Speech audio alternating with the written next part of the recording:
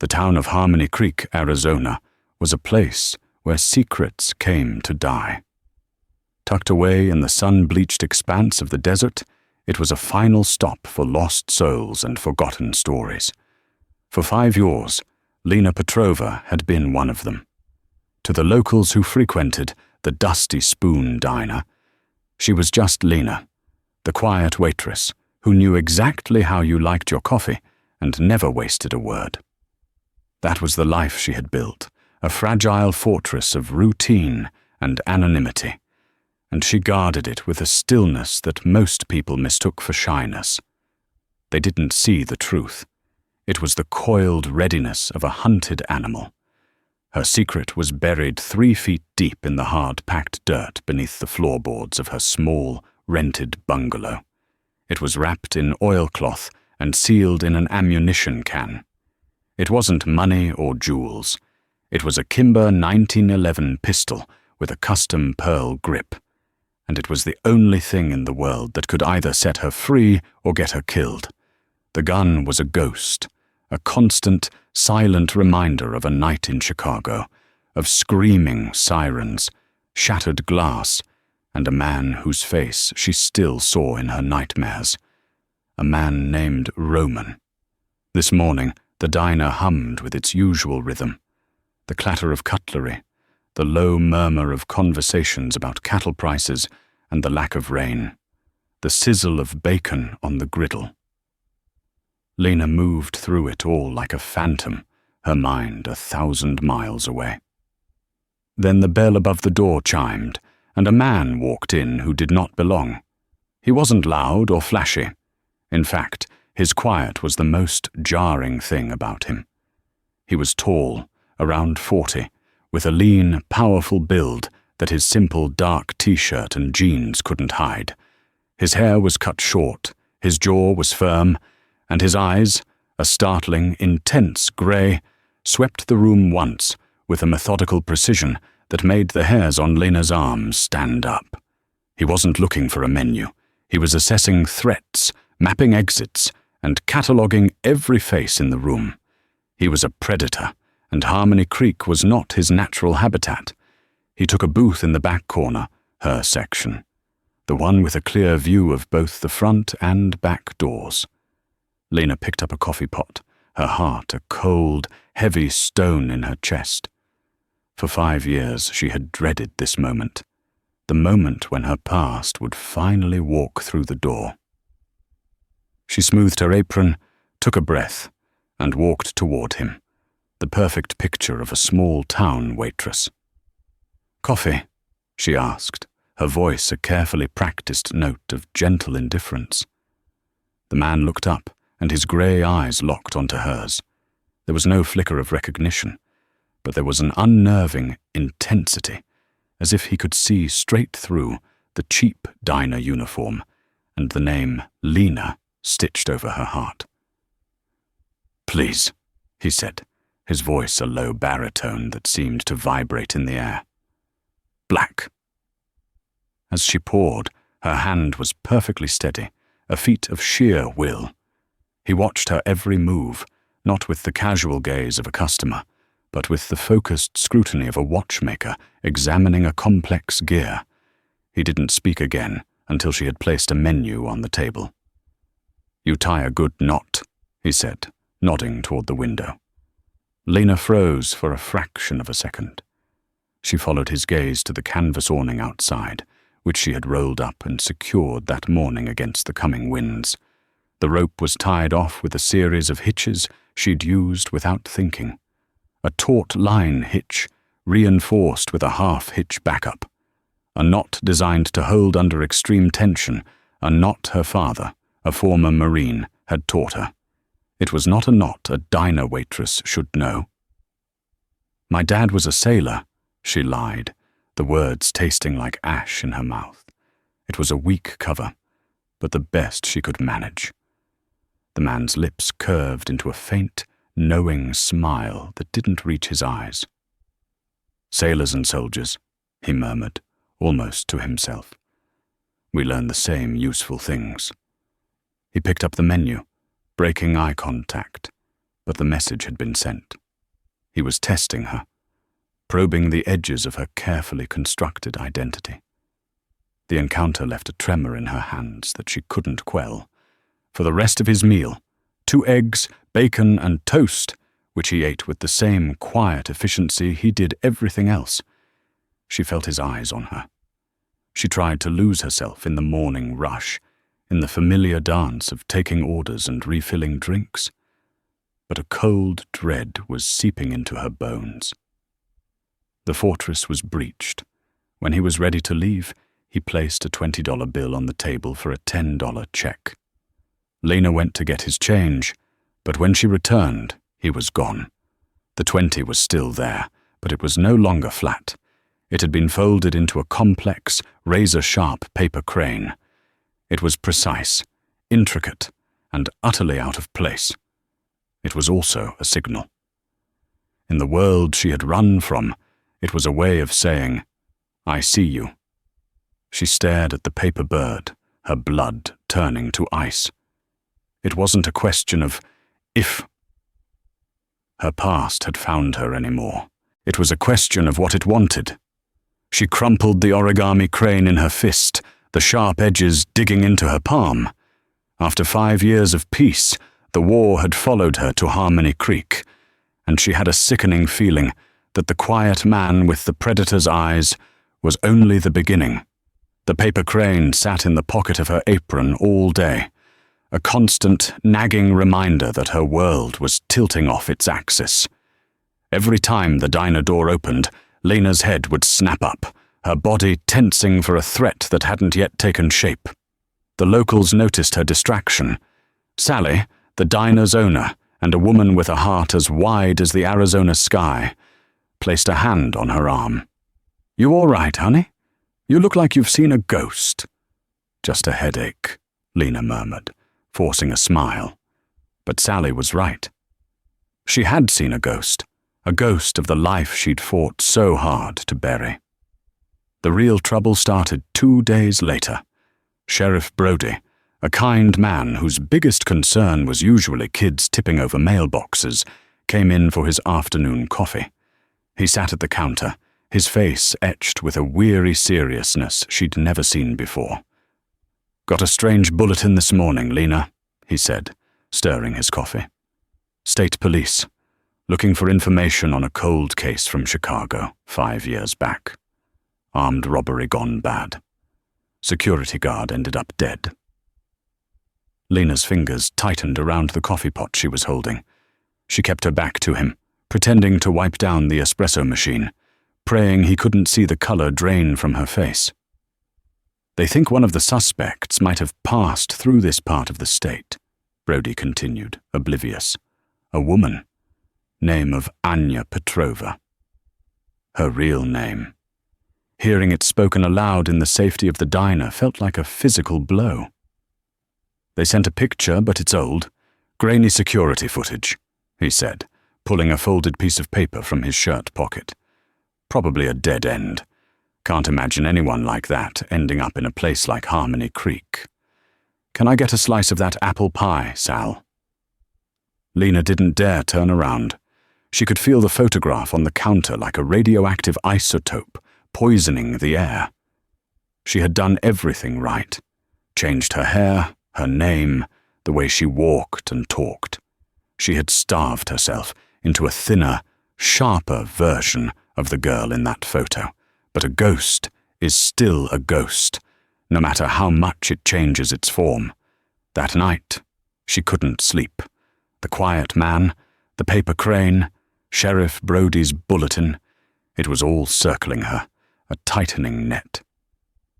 Just after midnight, when the desert air was cool and the moon cast long shadows across the sand, she heard a sound outside her bungalow. Not the scuttling of a lizard or the rustle of the wind. It was the soft crunch of gravel under a heavy, deliberate footstep. She was out of bed in an instant, her body moving on pure instinct. She didn't turn on a light. She grabbed the heaviest thing she could find, a cast-iron skillet from the stove, and flattened herself against the wall next to the door.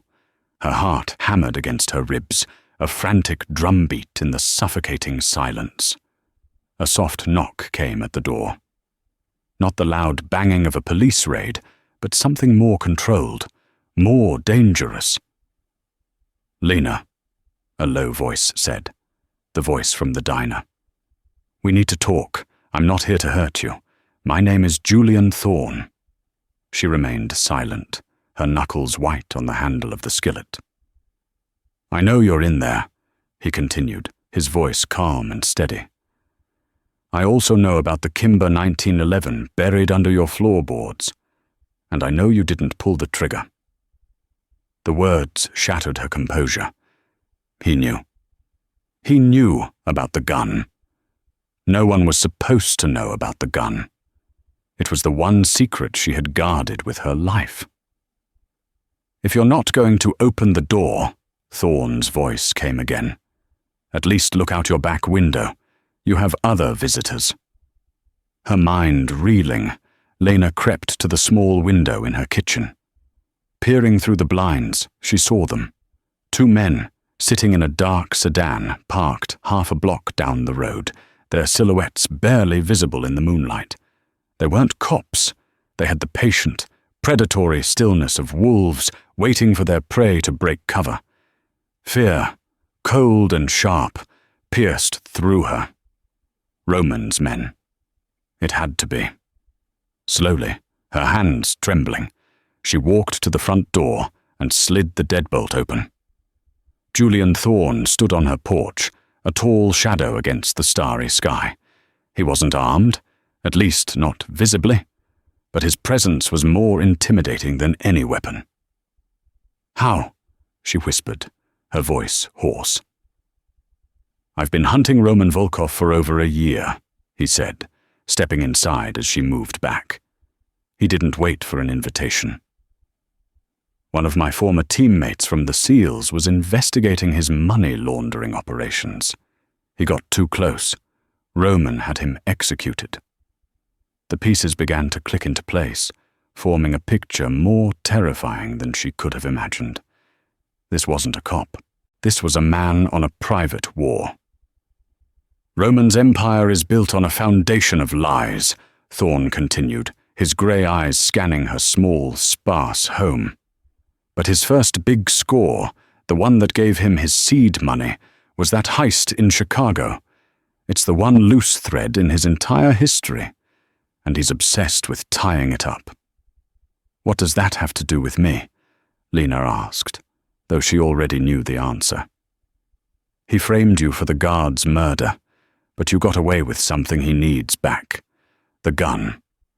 It's the only piece of physical evidence that ties him directly to the scene.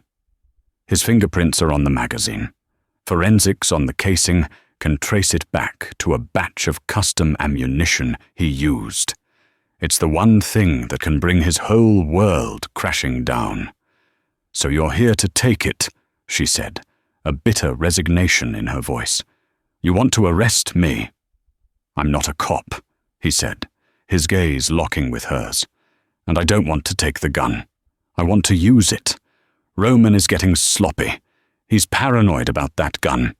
And he's been spending a fortune trying to find you.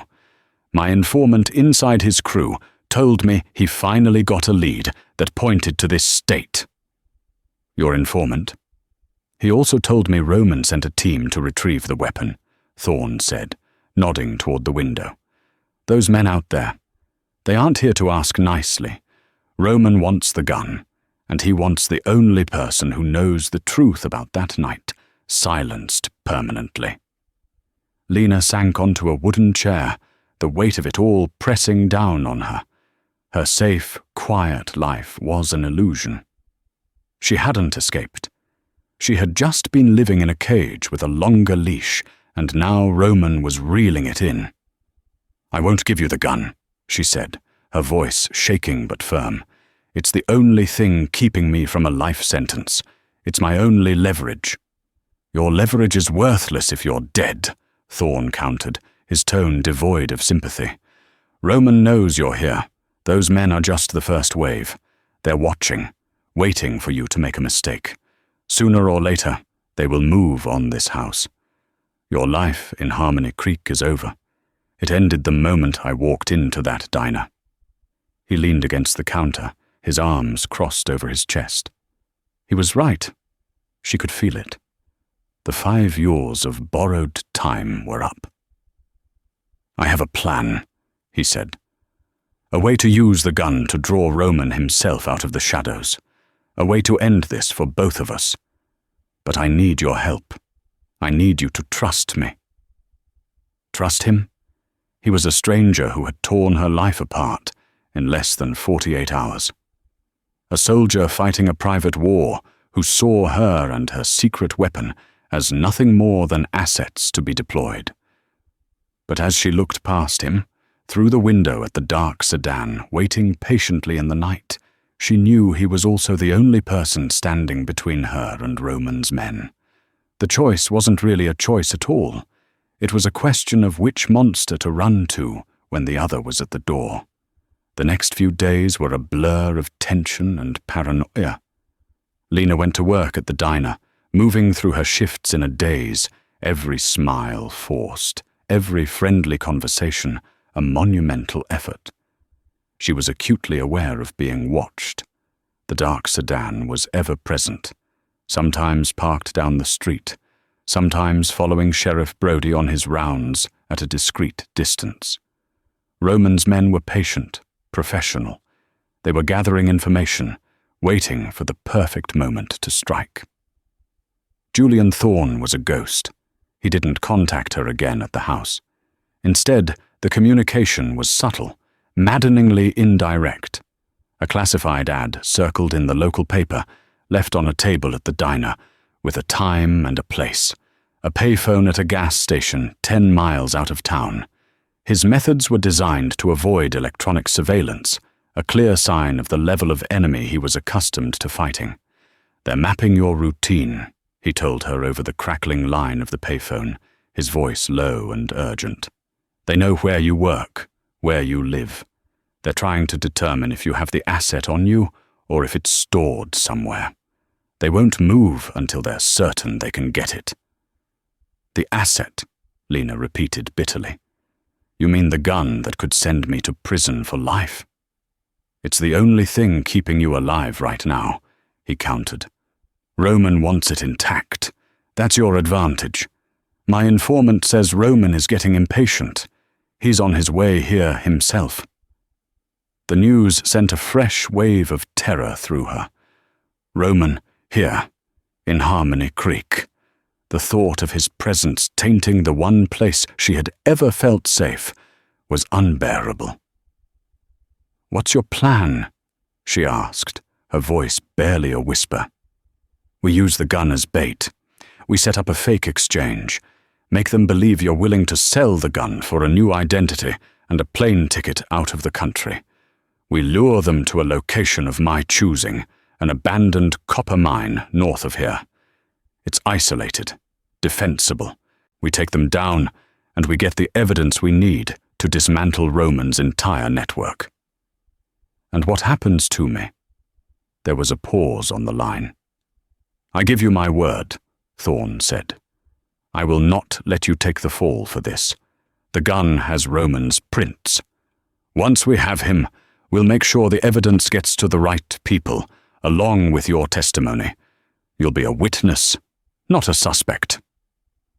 It was a promise from a man she barely knew, a man who lived in a world of violence and shadows, but it was the only hope she had. The breaking point came on a sweltering Thursday afternoon. The diner was quiet. Lena was refilling salt shakers when Sheriff Brody walked in. He didn't go to his usual spot at the counter. He walked straight to her, his face grim. He was holding the same faded, grainy photograph from the bulletin. "Lena," he said, his voice gentle but firm, "I need you to look at this. Really look." He laid the picture on the table. It was her. Anya Petrova, 5 years younger, her face rounder, her eyes wide, with a fear that the poor camera quality couldn't hide. It was the face of a girl who had just watched a man die. "A tourist up in Flagstaff," Brody said, his eyes searching hers. "An old lady. She saw this flyer, called the Tip Line. Said she saw a woman who looked like this getting off a bus in Harmony Creek about 5 years back. Said she remembered her because she looked so scared." Lena's heart felt like it was going to beat its way out of her chest. She stared at the photo, at the ghost of the girl she used to be. I don't know," she stammered. "It's hard to tell." "Take your time," Brody said, his gaze unwavering. He wasn't a fool. He had seen the flicker of recognition in her eyes. He was the town's sheriff, but he was also her friend. He was giving her a chance to come clean, but telling him the truth would mean confessing to being a fugitive in a murder investigation. It would mean handcuffs, a jail cell, and an interrogation room where her story would be twisted until she was the monster Roman had always claimed she was. "I'm sorry, Sheriff," she said, finally meeting his gaze, her heart breaking as she lied to the one person in town who had shown her genuine kindness.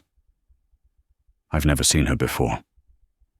Brody stared at her for a long moment, his expression a mixture of disappointment and concern. He knew she was lying. He folded the paper and put it back in his pocket. "All right, Lena," he said softly.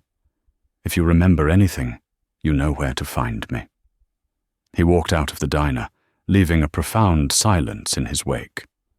Sally, who had watched the entire exchange, came over and put an arm around her.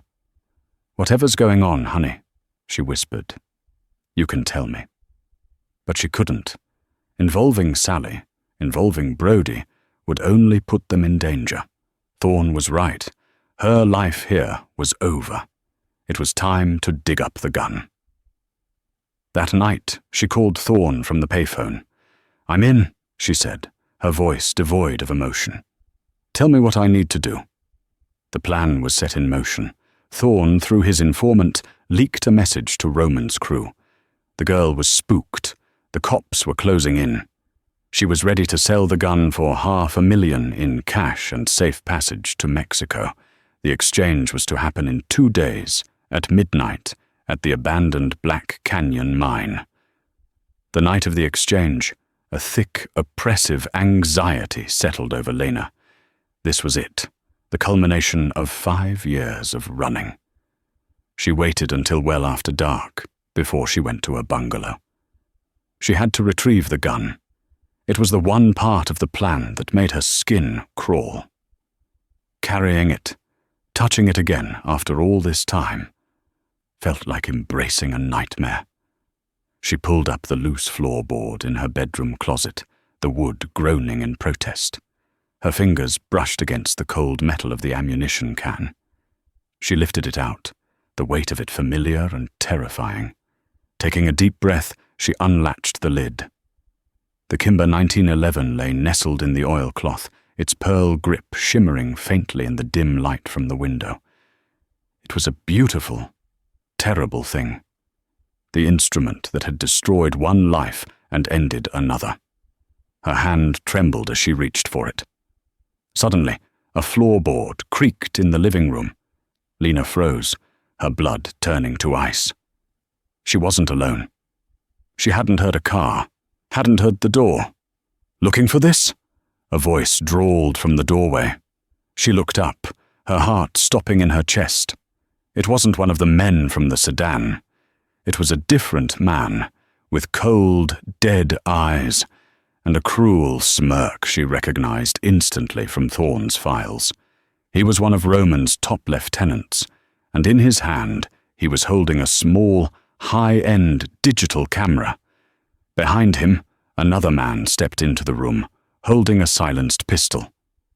"The boss was getting tired of waiting," the first man said, his smirk widening. "He figured you'd come back for your little souvenir tonight. The informant was very helpful." The informant. The one Thorne trusted. It was a double cross. The entire plan, the exchange at the mine, it was all a setup. They hadn't gone for the bait. They had come straight to the source. The second man raised his pistol, the silencer, a black, menacing snout, pointed directly at her head. Lena stared down the barrel, her mind a maelstrom of terror and regret. She was on her knees, her hand hovering over the gun that was supposed to be her salvation. Thorn wasn't coming. There was no plan. There was no escape. She was cornered in the tomb she had built for herself, and the ghosts of her past had finally come to collect their due. The man with the camera grinned, a predator savoring the final moments before the kill. Smile for the camera, Anya. We need one good shot of you with the murder weapon before your tragic accident. Lena's world had narrowed to the black hole of the silencer's muzzle. Terror was a physical thing, a pressure in her chest that threatened to crush her. Thorn wasn't coming. The plan was a lie. This was the end of the line. And in that moment of absolute finality, the fear burned away, leaving behind a cold, clear, 5-year-old reservoir of pure rage. She had not survived a massacre in Chicago just to die on her knees in a dusty Arizona bungalow. Her eyes flickered from the gun barrel to the ammunition can at her feet. It was heavy, steel, its lid unlatched. Her left hand, hidden from their view, was inches from the cast-iron skillet she'd left by the wall. Everything happened in the space of a single, desperate heartbeat. "Just get it over with," she whispered, her voice a broken plea. As the gunman's finger tightened on the trigger, she made her move. It wasn't a calculated plan. It was pure, animal instinct. She kicked the ammunition can with all her might. The heavy box flew sideways, spilling the oilcloth-wrapped pistol onto the floor. At the same instant, she grabbed the skillet and lunged, not at the gunman, but at the man with the camera. He was the strategist, the one giving the orders. He was the one who had to go down first. The camera flashed, capturing not her surrender, but the blur of a cast-iron skillet swinging toward his face. The impact was a sickening crunch of metal on bone. He crumpled without a sound. The gunman, startled by the sudden violence, fired. The suppressed thwump of the pistol was followed by the splintering of the floorboard where her head had been a second before. Lena didn't stop. She rolled, grabbing the heavy lid of the ammo can and flinging it like a discus. It caught the gunman in the chest, not hard enough to injure him, but enough to make him stumble back, his aim thrown off. It was all the time she needed. She scrambled for the open doorway, plunging into the moonless dark of the desert night. She ran without looking back, her bare feet finding purchase on the familiar, hard-packed earth. She didn't run toward the road. She ran toward the desert, toward the tangled maze of arroyos and canyons she had spent 5 years exploring on her long, lonely walks. She was no longer a waitress. She was Anya Petrova, and she was an expert at disappearing. She ran until her lungs burned and the sounds of the town faded behind her. She found shelter in a narrow wash, collapsing behind a cluster of creosote bushes, her body trembling with adrenaline. They had the house. They would soon have the gun. But they didn't have her. The game wasn't over. The board had just been violently reset. In the pocket of her jeans, her fingers found the crumpled paper crane Thorn had left her. She had kept it, a foolish, sentimental act. Now, in the cold desert air, she smoothed it out. It was just a piece of paper, a folded $20 bill, a cruel joke. But as her fingers traced the sharp creases, she felt something, a small, hard lump embedded in the center of the paper, folded so deeply within the bird's body that it was almost undetectable. Using her thumbnail, she carefully worked the tiny object free. It was a micro SD card, no bigger than her nail. Thorn hadn't been testing her with the crane. He was giving her a key. He knew the risks. He had planned for betrayal, but she had no way to read it. She was stranded in the desert with nothing but the clothes on her back. She needed a computer, a phone, something. Her mind raced, cataloguing the resources of Harmony Creek. The library had computers, but they would be watching it. The school, the town hall, all too public. Then she remembered Sally, kind, trusting Sally, who often complained about her grandson setting up her new tablet, a device she never used and kept in a drawer in the diner's back office. Getting back into town was a risk, but it was the only one she had.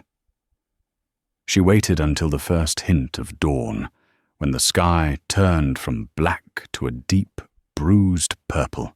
She circled the town, using the natural cover of the landscape, and approached the diner from the rear, a route she knew was a blind spot from the main road. The back door lock was old, simple. A bobby pin from her own hair, twisted and bent, was all it took. Her father, the Marine, had taught her more than just knots. Inside, the diner was silent, filled with the familiar smells of coffee and old grease. It felt like a lifetime ago that she had wiped down these counters. In the back office, she found the tablet exactly where Sally had said it would be. She slid the micro SD card into the slot, her heart pounding. The card contained only 2 files. One was a detailed dossier on Roman Volkov, far more comprehensive than anything Thorne had shown her. It detailed his operations, his contacts, his weaknesses. The second file was an encrypted audio recording. It took her 10 minutes to bypass the simple password, the name of Thorne's fallen SEAL teammate. Thorne's voice filled the small office, low and urgent. It was a contingency briefing. Anya, if you're hearing this, my primary channel has been compromised. The informant, Mikhail, is playing both sides. He fed Roman the truth about the mine to make my intel seem credible, but he gave them your location as the real prize. The trap wasn't for you. It was for them. I let them think they had the upper hand. My team is in position, but they moved on you faster than I anticipated. I'm sorry. The objective remains the same. The gun. It's the only thing that can put Roman away for good. But you can't trust the feds. Roman has someone in the bureau. You need local law. Someone with jurisdiction, but no federal connections. Prove your case to them. Use the dossier. It contains a financial ledger, Roman's private one. There's a transaction, a wire transfer for $50,000 to a shell corporation. The date is 2 days after the Chicago heist. The memo line is one word: sanitation. That's what he called the payment to the man who killed the guard. It's not enough to convict, but it's enough to get an honest cop to listen. Lena stared at the tablet, the pieces clicking into place. This was her path forward. Not running, but fighting. She copied the ledger onto the tablet's main drive and wiped the card clean. Now, she needed the gun. Roman's men had it, and they would be taking it directly to him. She had to get it back. She thought about the men in her bungalow.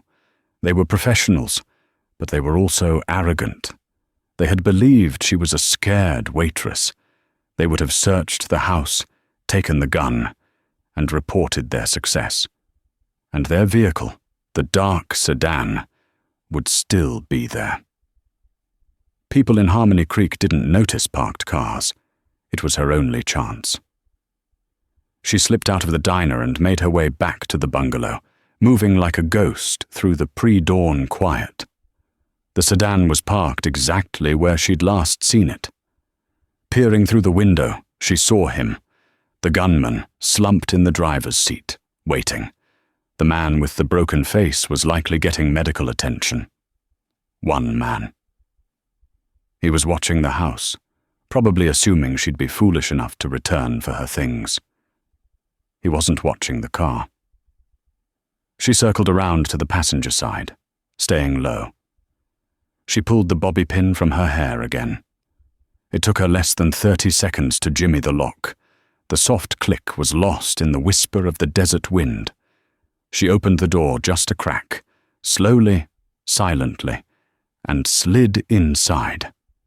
The Kimber, wrapped in its oilcloth, was on the passenger seat beside him, a trophy waiting to be delivered. Her hand closed around the heavy, familiar shape of the weapon. The man, sensing a change in the air, turned. His eyes widened in disbelief. He never had a chance to raise his own weapon. Lena swung the heavy pistol, gripping it by the barrel like a club. The steel frame connected with his temple with a dull, heavy thud. He slumped against the steering wheel, unconscious. She pulled him out of the car, dragged him behind a thicket of sagebrush, and used the taut line hitches her father had taught her to secure his hands and feet with his own belt. Then she got back in the car, the Kimber 1911 resting on the seat beside her. She had the gun, she had the ledger. Now, she just needed a witness. Sheriff Brody was sitting in his office, staring at the grainy photo of Anya Petrova when his personal cell phone rang. It was a blocked number. "Sheriff Brody," he answered, his voice wary. "You're looking for the woman in the photograph," a voice said. It was female, strained but steady. He recognized it instantly. Lena. The one you think passed through Harmony Creek 5 years ago. "Lena, where are you? Are you all right?" "My name is Anya Petrova," she said, the words tasting strange and new. "I didn't kill that guard in Chicago. I was a witness. The man who did it is named Roman Volkov. He's on his way to this town to collect the murder weapon and kill the only person who can tie him to the crime." Brody sat up straight, his cop instincts flaring. "That's a serious accusation. You need to come in. We can protect you. The feds can't. He has someone on the inside," she said, echoing Thorne's warning. "But you can. I'm going to send you a file. It's a page from his personal ledger. It shows a payment for the murder. It's not enough for a conviction, but it's enough for you to know I'm telling the truth." A moment later, a picture message came through. It was a screenshot of the ledger page from the tablet. Brody looked at the date, the amount, the memo line. Sanitation. It was circumstantial, but it was potent. It was the kind of detail that smelled like the truth. "What do you want me to do?" he asked, his mind already working through tactics and personnel. He thinks he's meeting his men at the old Black Canyon mine at noon to collect the gun. "They're not coming. I'm going to be there instead," Lena said. "I'm going to give him the gun, but I'm going to get him to admit what he did first. I need you there. I need you to hear it. No sirens, no uniforms until I give a signal. He can't see you." "That's too dangerous," Brody protested. "Let my men handle it." "He won't talk to your men. He'll only talk to me," she countered, her voice firm. "He's arrogant. He needs to gloat to see me break. That's his weakness. It's the only way." Brody was silent for a long moment, weighing the risk against the potential reward. This quiet waitress he'd known for 5 years was someone else entirely. She was sharp, calculating, and in more trouble than he could imagine, and she was asking for his trust. He looked down at the photo of the scared young woman on his desk, then thought of the steady, determined voice on the phone. "What's the signal?" he asked. The Black Canyon mine was a scar on the face of the desert, a place of rusted machinery and gaping pits. Lena arrived an hour early, parking the sedan out of sight. She walked the grounds, her mind a whirlwind of tactics and fear. This was Roman's territory, a place of violence and isolation, but today she would make it hers. She found the perfect spot, the dilapidated foreman's office, a single-room shack with grimy windows overlooking the main yard.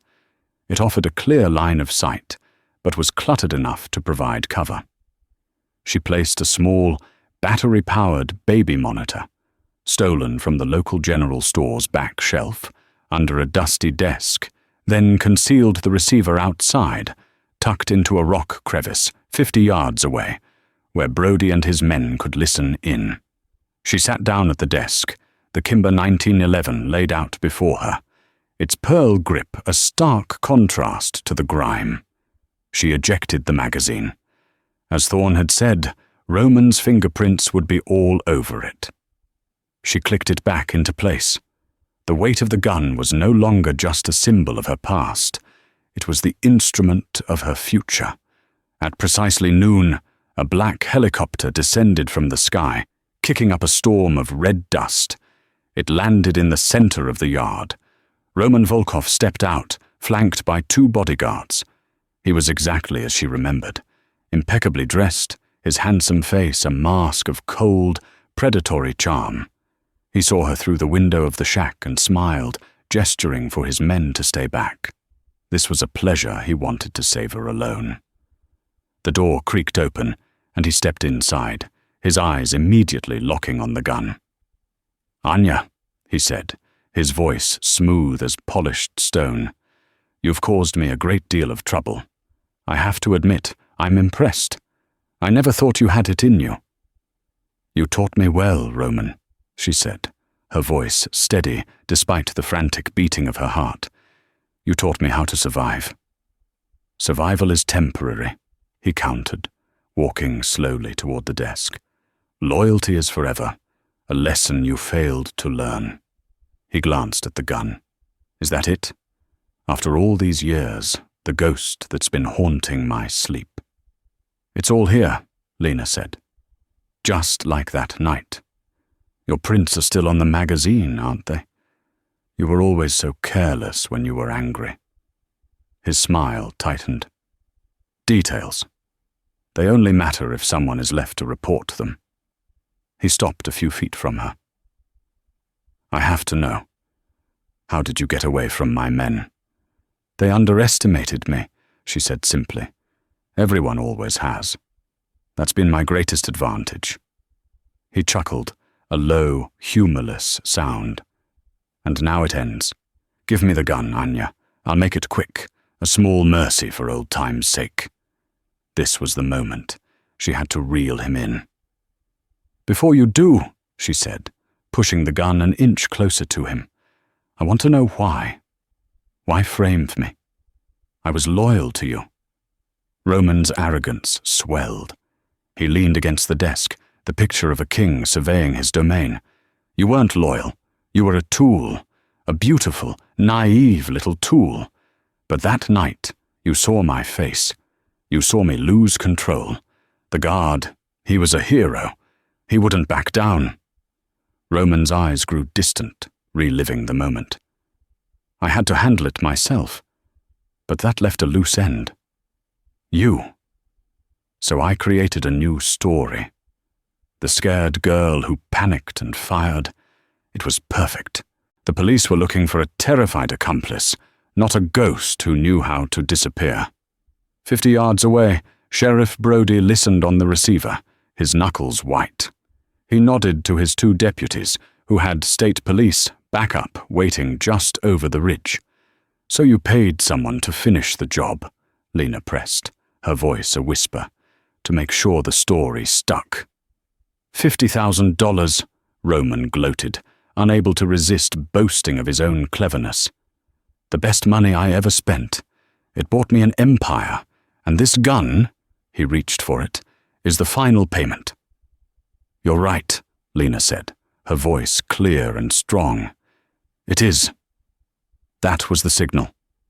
As his fingers touched the pearl grip, the door to the shack burst open. Sheriff Brody stood there, his service weapon leveled at Roman's chest. "Roman Volkov, you're under arrest for the murder of David Miller." Roman stared, his face a mask of disbelief, then twisted into a snarl of pure fury. He lunged, not at Brody, but at Lena, grabbing her and pulling her in front of him as a shield. but he had underestimated her one last time. Lena drove her elbow back into his ribs with brutal force. As he gasped, she dropped to one knee, breaking his hold, and swept his legs out from under him. He crashed to the floor. Before he could recover, she had the kimber in her hand, its muzzle pressed firmly against his forehead. The shack was suddenly filled with deputies and state troopers. Roman lay on the floor, staring up at the woman he had dismissed as a tool, now the architect of his downfall. The hunt was over. 1 year later, the bell above the door of the Dusty Spoon Diner chimed. Lena looked up from the counter, a genuine smile gracing her lips. The diner was hers now. Sally had retired, selling it to her for $1, calling it back pay for services rendered. The name Lena was still stitched over her heart, but it felt different now. It was a choice, not a cover. Sheriff Brody sat in his usual booth, nursing a cup of coffee. "Saw on the news this morning," he said as she approached. The Volkov trial finally wrapped up. Life without parole. Your testimony, along with that recording and the gun, buried him. "Good," she said, topping off his cup. Some ghosts need to stay buried. Julian Thorne had visited a few months prior. His private war was over. He had thanked her, confirming that her actions had led to the complete dismantling of Roman's network and the rescue of dozens of compromised assets. He'd offered her a new life, a new identity, anywhere in the world. She had politely declined. She had already found a life. Anya Petrova was a ghost, a name on a legal document that had granted her witness protection and, eventually, a full pardon. But Lena was real. Lena had friends. Lena had a home. As the evening sun cast long shadows across the desert, bathing the small town in a warm, golden light, Lena looked around at the familiar faces, at the comfortable rhythm of the life she had fought for. The town of Harmony Creek, Arizona, was once a place where secrets came to die. For her, it had become the only place she had ever truly learned how to live.